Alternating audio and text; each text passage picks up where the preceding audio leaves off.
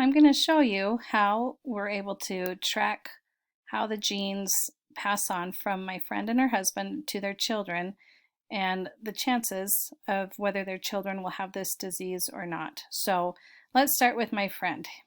She has inherited two genes, one from her mom, one from her dad, that determine whether or not she has this condition. Now it's dominant to not have the condition, and so if you have the uppercase A, in this case we'll use that, if you have the gene to not be albino, then you'll have no indication, no signs whatsoever that you carry this disease with you. Her husband had the same genetic capacity here.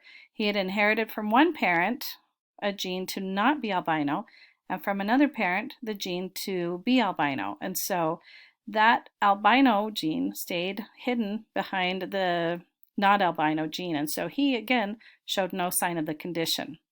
When it comes time for them to pass genetic material on to their children, we can now utilize this tool called a Punnett square to see the likelihood of whether their children will have this condition or not.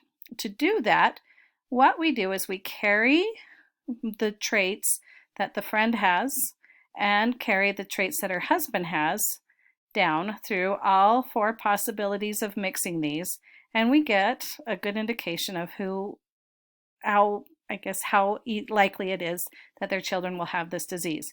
And so my friend, like I mentioned, she has a gene to not be albino. So that is something that she can pass on to a child. She also has, and she will pass that on across this whole first part of the table. My technology is not moving as well as I would like it to, so we're going to keep trying here. And here comes that other one.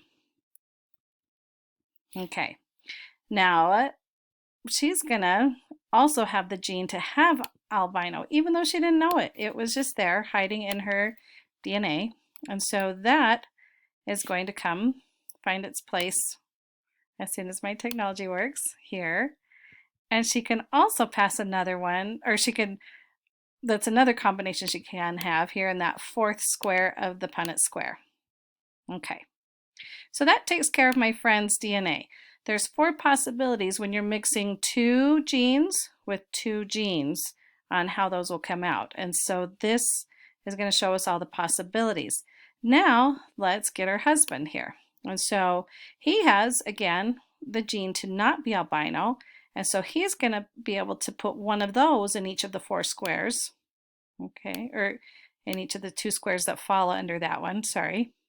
So there will be a gene to not be albino there, and another one to not be albino there. And so he's going to pass on the not albino gene, but then he also does have the gene for albinism, and that is going to be passed on as well. And we can see that coming through both sides of this. And so when we look at what happens with their children, this child has two non-albino genes. And so this child not only won't show any signs, but they're not a carrier. They don't have it at all in their genetic information for their body. This child here, if they get the non-albino gene from their mom and the albino gene from their dad, they're not going to show any signs of the disorder, but they are a carrier, meaning they still have that and could pass it on to their children. This child here is in the same situation, except they got their carrier gene from their mother and their non-albino gene from the father.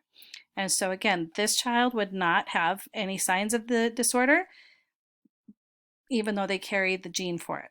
But there's this chance right here in this square where you inherit the albino gene from the mother and the albino gene from the father. And in this case, when they have no dominant non-albino gene to cover it over and be dominant, they will have the disease.